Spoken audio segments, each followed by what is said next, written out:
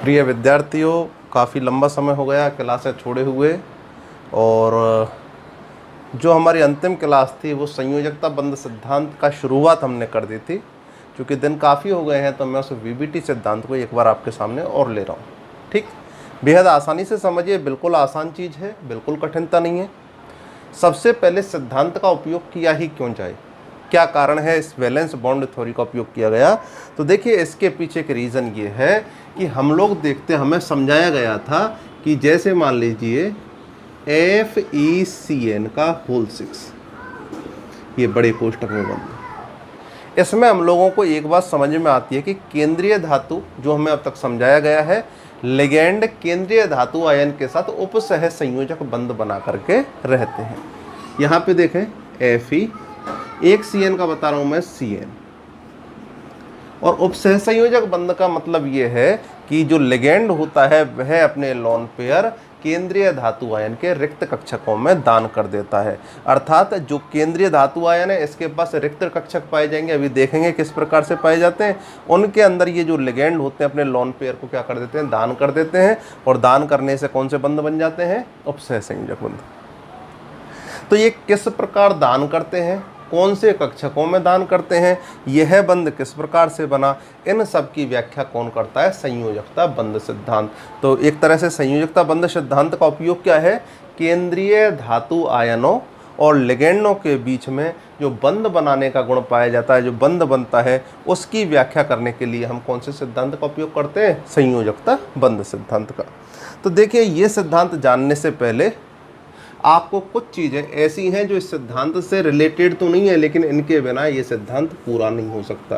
तो आपने बहुत सारे लिगैंडों के बारे में स्टडी किया था, अपने कोर्स के हिसाब से केवल आप इतना जान लें कि CN- और NH3 ये तो प्रबल लिगैंड होते हैं।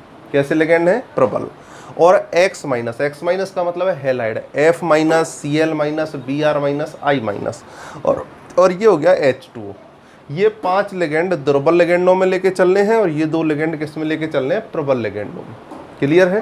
तो ये जो हमारे पास प्रबल और दुर्बल लिगैंडों के बारे में है, असल में वीबीटी सिद्धांत में प्रबल और दुर्बल जैसा कोई शब्द नहीं दिया गया है, लेकिन ये आपको मन में ध्यान रखना, यानी एक तरह से जब ये सिद्धांत काम में ले तो आपको पता होना चाहिए CN- और NH3 प्रबल लिगैंड और X- और H2O दुर्बल लिगैंड। अब हम देखें, इस सिद्धांत को हमको पहले उदाहरण दिखाने पड़ेंगे, उसके बाद हम इसके पॉइंट्स की व्याख्या करेंगे, ये ध्यान रखना है। अब आगे देखते हैं।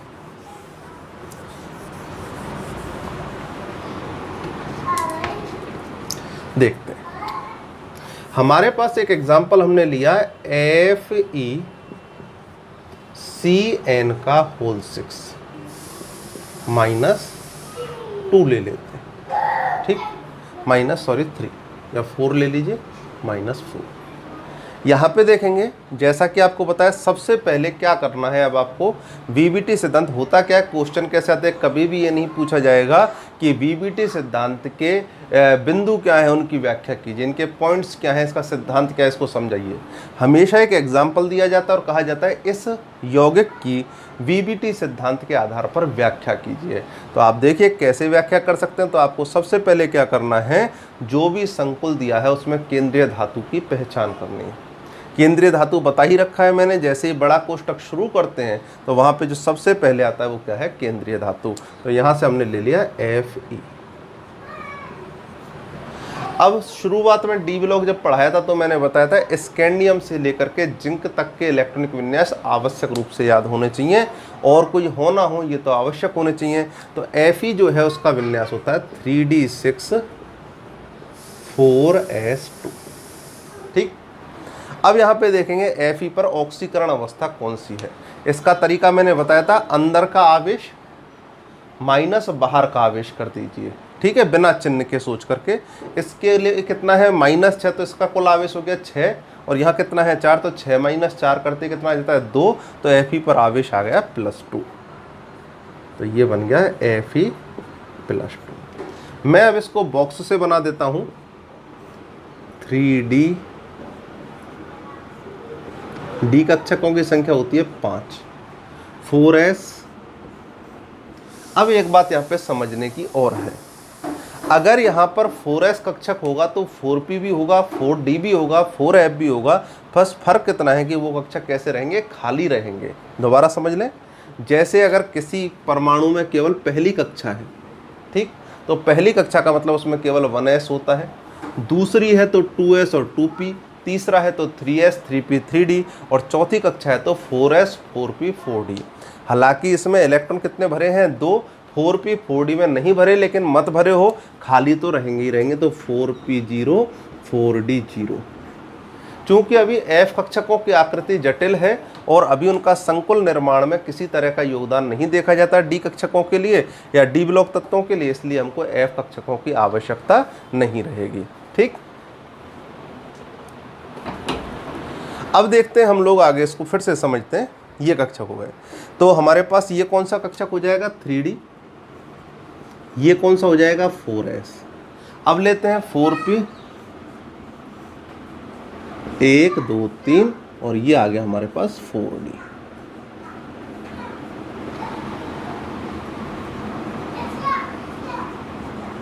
एक एक बात बिल्कुल गौर से समझनी है, क्योंकि पहले एग्जाम्पल से, फिर मैं इसको दोबारा भी समझाऊंगा एक बार, लेकिन एक बार हमको एग्जाम्पल से समझते हुए चलना है। Fe+2, तो हम इनको जमा करके देखते हैं 3d6 4s2 को एक बार, 1 2 3 4 5 और 1 6। ठीक, 4s में अगर Fe लेते तो 4s में 4s2 हो गया, लेकिन अब देखिए यहाँ पे क्या है, Fe+2, इसलिए दोनों इलेक्ट्रॉन चले जाएंगे, 2+2 का मतलब 2 इलेक्ट्रॉन चले जाना। तो अब हमारे पास विन्यास रह गया ये वाला।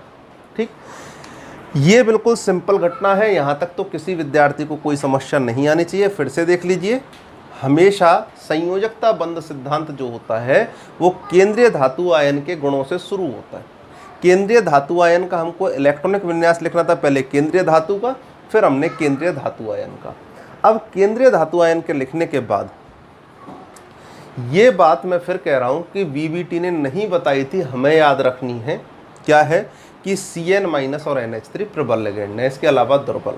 तो ध्यान देंगे, अगर केंद्रीय धातु आयन के साथ प्रबल लिगेंड आ रहा है, तब तो जो अयुग्मित इलेक्ट्रॉन हैं, जो भी अनपेयर इलेक्ट्रॉन हैं जिन्होंने जोड़े नहीं बनाए हैं, वो सब जोड़े बना लेते हैं। फिर से सुन लें, यदि प्रबल लिगेंड होता है तो जितने भी अनपेयर इलेक्ट्रॉन है, अयुग्मित इलेक्ट्रॉन है, वो सब जोड़े बना लेते हैं। और अगर यहाँ पे दुर्बल लिगेंड होता है तो जैसा विन्यास है वैसा का वैसा रहता है, अर्थात अयुग्मन बना रहता है। ठीक, अगर प्रबल लिगेंड है तो क्या हो जाएगा, सबके युग्मन हो जाएंगे, और अगर दुर्बल लिगेंड है तो क्या होगा, जैसा है वैसा, यानी अयुग्मन बना रहता है। तो यहाँ पे देखिए, Cn- की उपस्थिति में अब हमको यहाँ पर ये जिक्र नहीं करना है कि Cn- प्रबल लिगेंड है, केवल ये लिखना है Cn- की उपस्थिति में। खुद को पता है तो हम क्या करेंगे, इनका युग्मन करेंगे। युग्मन का मतलब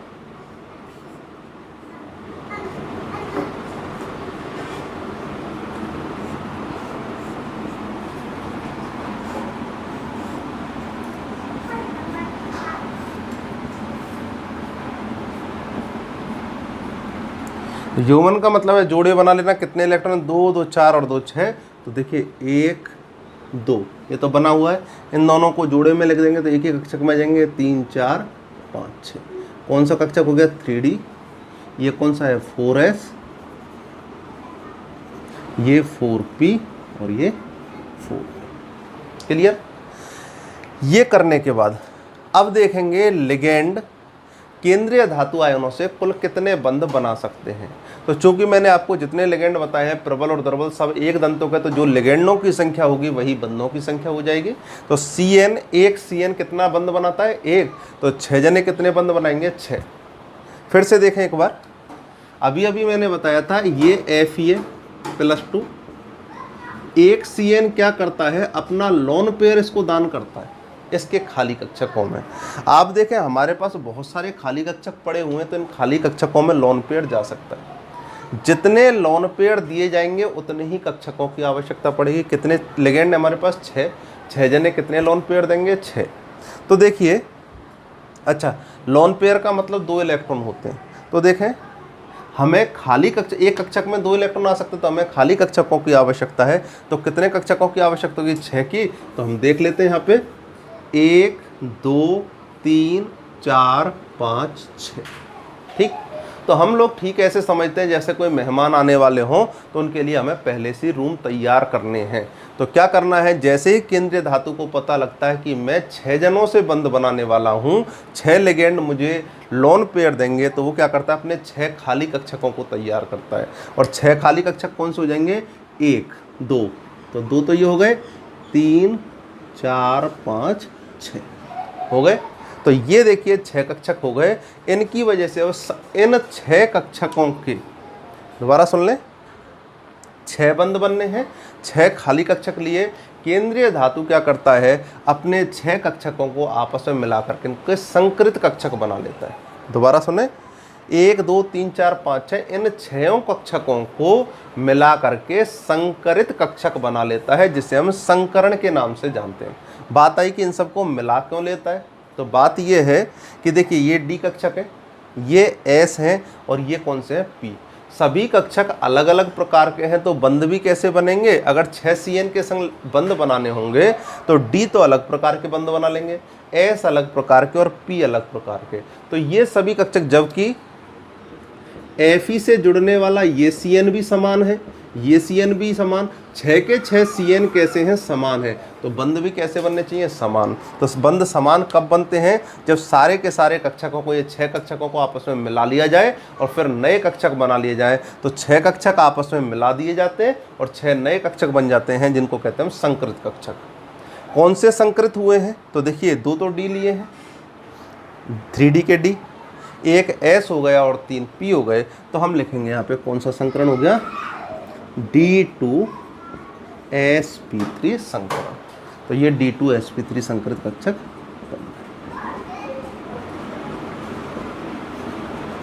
ठीक, D2sp3 संकरित कक्षकों का निर्माण हो जाता है। तो मैं इनको किस तरह से अपन, अब अगर इसको करना चाहें और भी अच्छे से, तो देखें 3 कक्षक तो हमारे पास यहाँ बन गए। ये देखिए हमें अभी 4D कक्षक काम, चलो इसको बाद में देखेंगे, पहले इसको देख लेते हैं। यहाँ तक की धारणा तो हमारे पास ये हो चुकी है, D2sp3 संकरित कक्षक। अब देखिए कैसे काम चलेगा। ये 3 कक्षक तो हमने एक जगह कर दिए, 1 2 3 हो गए, 3 अलग, क्योंकि ये संकरण का ऐसा नहीं है। संकरण में कौन कौन से, 1 2 3 4 5 6, ये 3 कक्षक हमने एक संग, 5 और एक 6 कक्षक।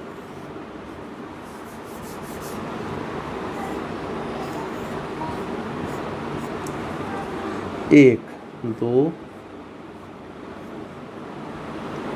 6 कक्षक हो गए। कौन से कक्षक हैं ये, देखिए 2 ये मिले हैं, एक एस और 3 पी, तो ये हो गया D2sp3 संकरित कक्षक।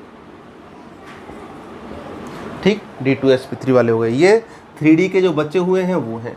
और ये कौन सा हो जाएगा, 4D को उपयोग में लिया ही नहीं, इसलिए हमने 4D को अलग से लिख रखा है। ठीक, अब एक बार फिर से सुन लीजिए सारी बात, क्योंकि जैसे जैसे प्रक्रिया करेंगे जटिल होती चलेगी। सबसे पहले केंद्रीय धातु आयन लिया जाता है। केंद्रीय धातु आयन का इलेक्ट्रॉनिक विन्यास लिख लिया। इलेक्ट्रॉनिक विन्यास लिखने के बाद ये देखा जाता है लिगेंड प्रबल है या दुर्बल। VBT नहीं बताता, हम लोग तो सिंपल लिखते हैं लिगेंड की उपस्थिति में। ठीक है, ये नहीं लिखते प्रबल की उपस्थिति में, बस खुद को पता होना चाहिए। उस समय पर अयुग्मित इलेक्ट्रॉनों का युग्मन कर देते हैं। जो कक्षक बचते हैं वो संकरण में प्रयुक्त होते हैं। कितने संकरण में कक्षक प्रयुक्त होंगे, जितने लिगेंड बंध बनाएंगे। तो 6 बनाएंगे तो 6 कक्षकों की आवश्यकता, 6 कक्षक आपस में संकृत कक्षक कहलाते हैं। अब क्या करते हैं, इनमें तो ऑलरेडी इलेक्ट्रॉन है, इनका तो जरूरत है ही नहीं। CN माइनस जो लिगेंड है, साइनाइड लिगेंड है, कोई और लिगेंड होता है, वो क्या करते हैं, इन खाली कक्षकों में अपने लोन पेयर दान करते हैं। ये देखिए एक CN माइनस ने दान कर दिया, ऐसे ही दूसरा CN माइनस इसमें, तीसरा इसमें, चौथा इसमें, इस तरह से 6 CN माइनस। आपको सारे CN माइनस इस तरह से पेपर में लिख के दिखाने होते हैं। CN माइनस का लोन पेयर गया इस तरह से, अगले CN माइनस का,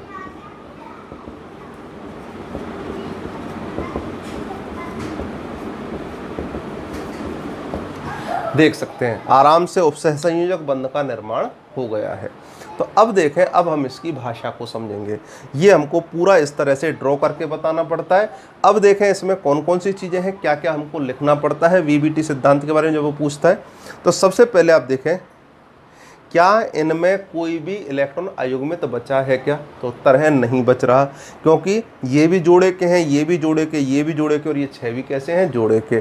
तो जितने भी इलेक्ट्रॉन, अगर कोई इलेक्ट्रॉन अयुग्मित होता है तब तो पदार्थ होता है अनुचुंबकीय, और अगर सारे के सारे जोड़े बना लेते तो होता है प्रतिचुंबकीय। तो इस सबसे पहले तो संकुल कैसी प्रकृति का है? प्रतिचुंबकीय। दूसरी बात, संकरण भी देख लिया था, D2sp3 संकरण।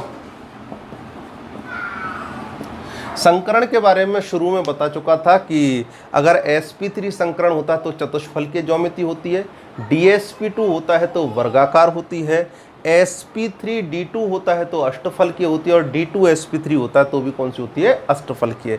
इन सब पर हम पिछली क्लासों में चर्चा कर चुके थे, फिर से सुन लें। d2sp3 या sp3d2 होने पर कौन सी ज्यामिति होगी? अष्टफलकीय। तो इसकी ज्यामिति हो जाएगी अष्टफलकीय। हमको इतनी बातें कम से कम लिखनी पड़ती हैं। अब दूसरी बात एक और है इसमें, यहां देखें, एक कक्षक तो हमारे पास 3D है और एक कौन सा है? 4D। आप जानते हैं तीसरी कक्षा अंदर की होती है और चौथी कक्षा बाहर की। संकरण में आप देखें, बताइए D कक्षकों का उपयोग किया गया, अंदर वाले D हैं या बाहर के? तो उत्तर आएगा अंदर वाले D कक्षक उपयोग में लिए गए। तो अंदर वाले D कक्षक अगर उपयोग में लिए जाते हैं तो इसे कहते हैं हम आंतरिक कक्षक संकुल। आंतरिक कक्षक संकुल। ठीक, निश्चित रूप से वीबीटी सिद्धांत आपके सामने पहली बार आया और मैंने सीधा एग्जांपल से लिया। अब मैं इसके एक बार पॉइंट बोलता हूं। देखिए, बाह्यतम कक्षा को कहते हैं एनवी कक्षा, तो यह चौथी कक्षा हो गई एनवी। तो तीसरी कौन सी हो जाएगी? n-1d। तो ध्यान से सुनेंगे, वीबीटी सिद्धांत के अनुसार केंद्रीय धातु आयन के पास पर्याप्त मात्रा में n-1d, ns, np, ठीक है, या फिर ns, np, nd, चारों को एक संग बोल सकते हैं। केंद्रीय धातु आयन के पास पर्याप्त मात्रा में n-1d, ns, np और nd रिक्त कक्षक पाए जाते हैं। यहाँ देखिए, 2 ये रहे, 1 ये रहा, 3 ये रहे और ये रहे। तो पर्याप्त मात्रा में रिक्त कक्षक पाए जाते हैं। हो गया इतना? केंद्रीय धातु आयन लिगेंडों से बनने वाले बंधों की संख्या के अनुरूप अपने रिक्त कक्षकों का संकरण कर नए संकरित कक्षक बनाता है। बोलो, कर रहा है कि नहीं कर रहा है? एक एक बात कर रहे हैं। केंद्रीय धातु आयन के पास पर्याप्त मात्रा में रिक्त कक्षक होते हैं।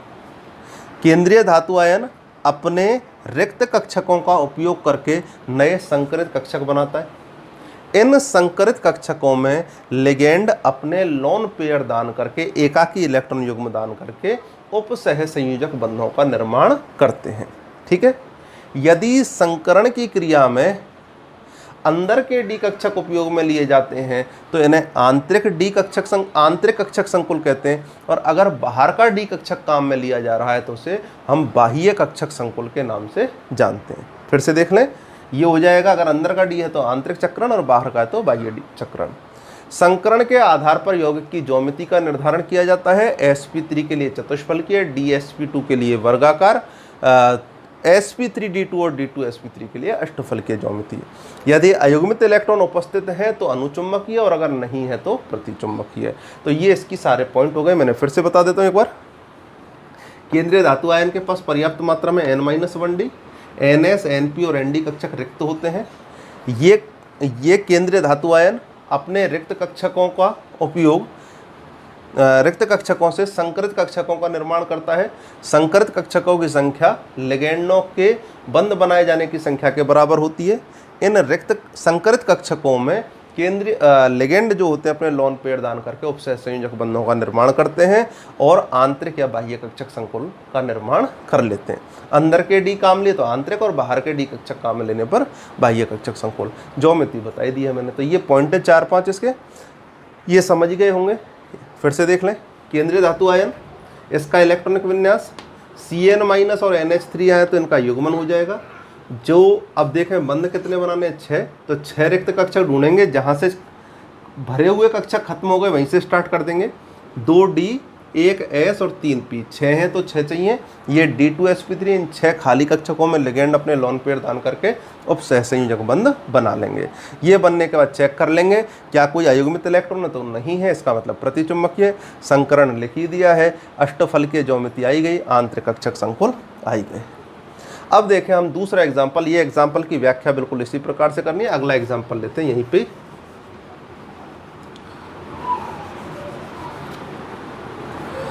FeCl6-4। एक बात फिर से ध्यान दे लें, कोई भी एग्जाम्पल आए, आप ऐसा नहीं है मैं 4 एग्जाम्पल कराऊंगा, आप बिल्कुल केवल उन्हीं को रट लें। कैसा भी एग्जाम्पल हो आप एक बार करके जरूर देखेंगे, आपसे हो जाएगा। यहाँ पे देखें Fe का विन्यास तो बदलने से रहा वही रहेगा, 3D6-4s2 वाला। Fe+2 का मतलब क्या, यहाँ भी Fe पर कौन सा विन्यास है, +2। कैसे, -6 इसका है और ये -4 है, तो 6 - 4 करके कितना जाएगा, 2। तो ये विन्यास आ गया। अब यहाँ से ध्यान से देखेंगे, जो क्लोरीन है वो कैसा लिगेंड है, दुर्बल या प्रबल, तो उत्तर है प्रबल, दुर्बल। अगर ये दुर्बल यानी वीक लिगेंड है, इसका मतलब क्या होगा, इनका अभियोगमन नहीं होगा, जैसे हैं वैसे के वैसे रहेंगे। तो हम देखें यहाँ पे Cl- की जगह पे करते हैं Cl- की उपस्थिति में। किसकी उपस्थिति में काम कर रहे हैं, Cl-। Cl- में क्या होगा, इनका युग्मन यानी जोड़े नहीं बनेंगे, तो जैसे हैं वैसे के वैसे बने रहेंगे। ठीक, तो ये हमने यहाँ से मिटा दिया।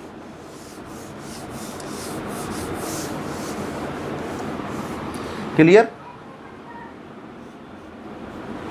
जैसे हैं वैसे के वैसे बने रहेंगे। अब देखिए यहाँ पर लिगेंडों की संख्या कितनी है, फिर से देख लें। वही केंद्रीय धातु आयन का इलेक्ट्रॉनिक विन्यास। इलेक्ट्रॉनिक विन्यास के बाद देखेंगे लिगेंड प्रबल है या दुर्बल है। लिखना नहीं है दुर्बल है प्रबल है, केवल ये लिखना है Cl- की उपस्थिति में। ये देखते ही हम क्या है, जितने इलेक्ट्रॉन है जैसा है वैसा का वैसा लिख करके छोड़ देंगे। तो ये हमारे पास ऐसा का ऐसा विन्यास आ गया। अब देखेंगे कितने बंध बनाने हैं, 6 बंध हैं, तो कक्षकों की कितनों की आवश्यकता है, 6 की। तो यहाँ देखें ये कक्षक कोई काम के नहीं है। कारण क्या है कि हमको जोड़ा लेने के लिए, एक पूरा लोन पेयर लेने के लिए बिल्कुल खाली कक्षक चाहिए। तो ये कौन सा कक्षक है, 4s, ये 4p और ये 4d। 6 कक्षक छांट लीजिए, 1 3 और 3 और 1 4 और 2 6। कौन सा संकरण आ जाएगा, तो आप देखते हैं ये आएगा sp3d2 संकरण। कौन सा संकरण आ गया है, sp3d2 संकरण। क्लियर, इसको इस तरह से लिख लेते हैं।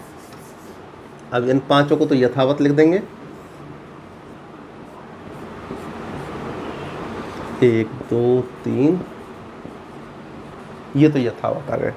इनको मिला लेते हैं सबको, 1 2, ठीक, 1 2 3 4 5 6, बच कितने गए, 3। ये तो गए 4d। ये कौन सा संकरण हुआ है, फिर से देख लें, 1 s का था, 4s 3 4p और 2 4d, तो ये हो जाएगा sp3d। ये वाला संकरण है, लिखने की जरूरत नहीं है, sp3d2 संकरण है, ये 3d। अब देखें हमारे पास कौन से हैं, Cl-, इसने अपने लोन पेयर दान करे, इसके अंदर इसने दान करे, दूसरे Cl- ने, तीसरे Cl- ने कर दिए, चौथा,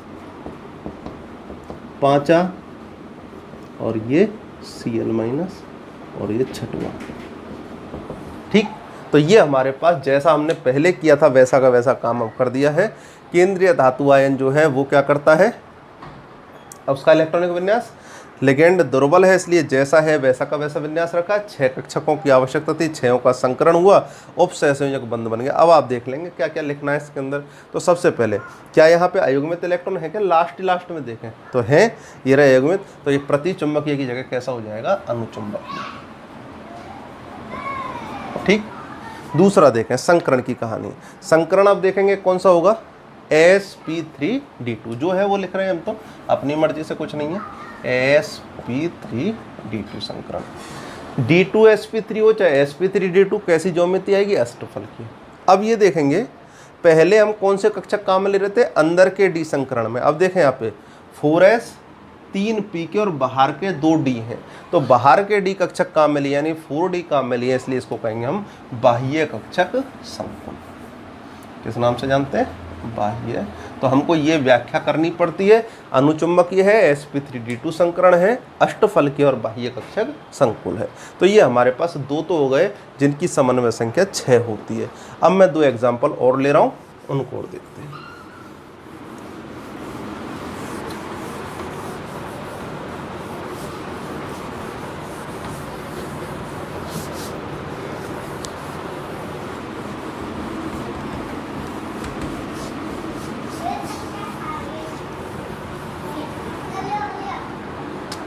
एक एग्जाम्पल तो है हमारे पास NH3 का 4 लिख लो या CN4 लिख लो, और ये हो गया -2। ठीक, अब यहाँ पे देखेंगे इस पर कितना आवेश है -4, इस पर कितना है -2, कितना आ जाएगा कुल +2। तो निकेल का जो विन्यास है, निकेल का वो है 3d8 4s2। ठीक, वही 4p0 4d0। अब यहाँ पे आप एक बात ध्यान रख लें, थोड़ा सा आपको भी ध्यान रह जाएगा कि यहाँ पर केवल 4 ही लिगेंड है, इसलिए हमको 4d कक्षकों की आवश्यकता नहीं पड़ेगी। आप देख लेना आगे जाके कि आपको 4d कक्षकों की आवश्यकता नहीं पड़ेगी, तो आप 4p तक ही ध्यान रख लें इस समय जब 4 लिगेंड है। तो देखें निकेल में 3d8 4s2 4p0। अब देखें यहाँ पर कौन सा आवेश है? निकेल +2। ठीक, निकेल +2 के लिए ले लेते हैं।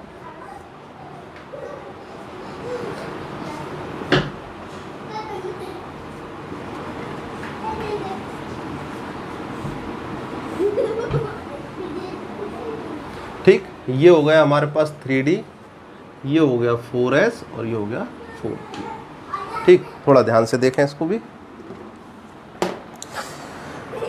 सबसे पहले वही केंद्रीय धातु का विन्यास, फिर केंद्रीय धातु आयन का विन्यास। कौन सा आवेश है इस पर? +2 कैसे आया? -4 -2, तो 4 -2 किया तो +2 आ गया। अब देखें यहाँ पे लिखें 1 2 3 4 5 8 है, तो 6 7 8, +2 आते 2 इलेक्ट्रॉन चले गए, तो 8 यहाँ तक हो गए। अब देखेंगे वही कहानी है, लिगेंड कैसा है, प्रबल है या दुर्बल है। तो देखते हैं लिगेंड प्रबल है, तो यहाँ पे हमने लिखा Cn- की उपस्थिति में क्या होगा? Cn- की उपस्थिति में जो भी अयुग्मित इलेक्ट्रॉन उनका क्या हो जाता है? जोड़े बन जाते हैं, युग्मन हो जाता है। तो देखेंगे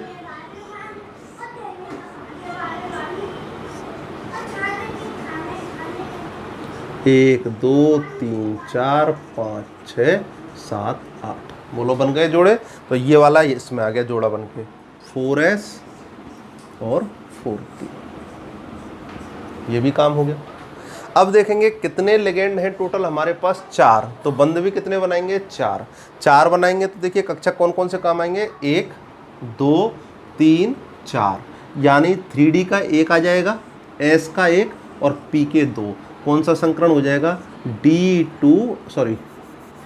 खुद ही देखें फिर से, इन इलेक्ट्रॉनों का जोड़ा बन गया।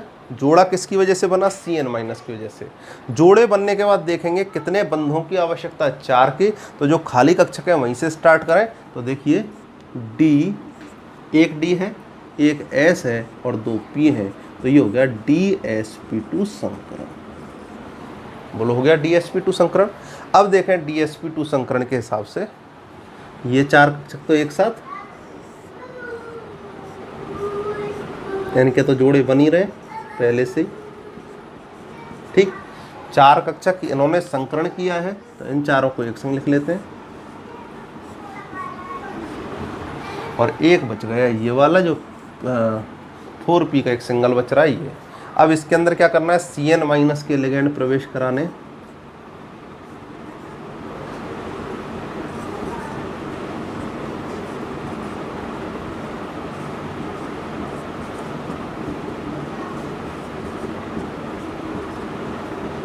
बोलिए हो गया कि नहीं हो गया? बिल्कुल आसान है। सबसे पहले केंद्रीय धातु आयन का इलेक्ट्रॉनिक आयन है उसका विन्यास, फिर Cn- है या दुर्बल लिगेंड है, प्रबल है तो सबके जोड़े बना दें, जोड़े बनने के बाद खाली कक्षक आ गए।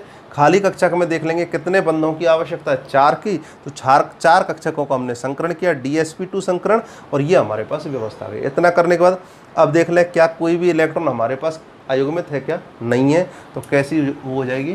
प्रतिचुंबकीय।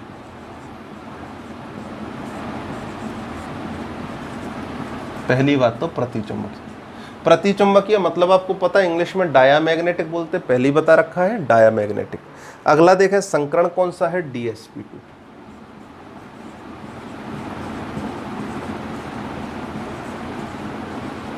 ठीक, DsP2 संकरण में अब देखें ज्योमिति में मैंने आपको बता रखा है पहले भी, sp3 में होती है चतुष्फलकीय, 4 बंधों की होती है इस तरह से, 1 2 3 4, यहाँ केंद्रीय परमाणु होता है, ये चतुष्फल की ज्योमेट्री है।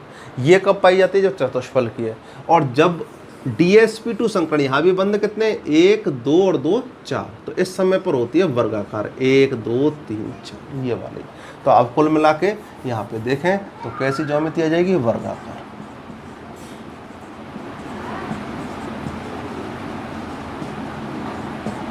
यहाँ पर अगर देखें अंदर का डी कक्षक काम में आया है तो ये कौन सा हो जाएगा? आंतरिक कक्षक संकुल के नाम से। बाकी इन 4 वाले केस में लिखने की आवश्यकता नहीं है, फिर भी आप लिखना चाहें तो आंतरिक कक्षक संकुल इसमें और लिख सकते हैं, तो ये आप आराम से कर सकते हैं। तो ये कैसा हो गया? प्रबल लिगेंड वाले का एग्जाम्पल। एक मैं दुर्बल वाले का ले लेता हूँ, और ये हो गया हमारे पास दुर्बल वाले का NiCl4-2।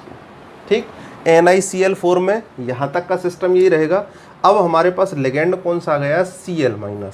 कैसा लिगेंड है? Cl- एक दुर्बल लिगेंड है, तो जो विन्यास है वही की वही बना रहेगा, अर्थात यहाँ पर इलेक्ट्रॉनों का जोड़ा नहीं बनेगा।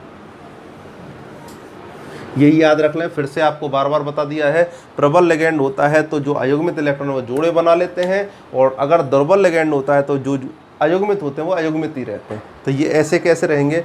अब देखें यहाँ भी बंध कितने बन रहे हैं? 4, तो कक्षक कितने चाहिए? 4, तो 1 S काम आ जाएगा और 3 P काम आ जाएंगे। तो ये वाला संकरण अब इस तरह से हो जाएगा। ठीक, तो संकरण कौन सा आ जाएगा? sp3। इसमें भी सुधार कर लेते हैं। इन 5 कक्षकों का तो जैसा है वैसा का वैसा रहेगा, यथावत रहेंगे 5 तो, और ये हो गए sp3।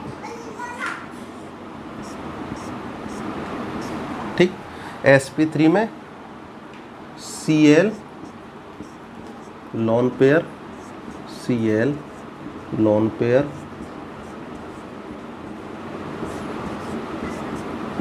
Lone pair. sp3 संकरण आ चुका है, चारों Cl ने अपने लोन पेयर दान कर दिए हैं। एक बार फिर से देख लीजिए, जब दुर्बल लिगेंड आया है तो जैसा है वैसा विन्यास रहा है, 4 कक्षकों की आवश्यकता है, चारों ने संकरण किया, sp3 संकरण हो गया। इन चारों संकृत कक्षकों में क्लोरीन ने अपने अपने लोन पेयर दान करके उपसय संयोजक बंध बना लिए। आप देखें यहाँ पर अयुग्मित इलेक्ट्रॉन मौजूद हैं, तो कैसा हो जाएगा? अनुचुंबकीय। संकरण कौन सा आ जाएगा? sp3। और sp3 संकरण में आप जानते हैं कैसी ज्योमेट्री होती है? टेट्राहेड्रल यानी चतुष्फलकीय। ठीक, तो इस प्रकार से हमारी अब क्लास को हम करते हैं समाप्त। पूरा का पूरा वैलेंस बॉन्ड थ्योरी आपके सामने है। यही 4 एग्जाम्पल है, इनमें से कोई ना कोई सा अगर आता है क्वेश्चन VBT से तो यहीं से आता है। यही 4 एग्जाम्पल्स आते हैं बड़ी क्लासेस में, छोटी में कुछ एक स्तर बढ़ जाता है, जिनको हम हमारी ऑफलाइन क्लासेस में डिस्कस करेंगे कभी। फिलहाल तो आप लोगों को VBT में यही जानना है जो मैंने आपको बता दिया है। बस ये ध्यान रखें कि केंद्रीय धातु आयन का इलेक्ट्रॉनिक विन्यास पता होना चाहिए, दूसरा ये पता होना चाहिए कब इलेक्ट्रॉनों का युग्मन होगा और कब अयुग्मन होगा। Thank you. अब अगली क्लास में मिलते हैं CFT के साथ।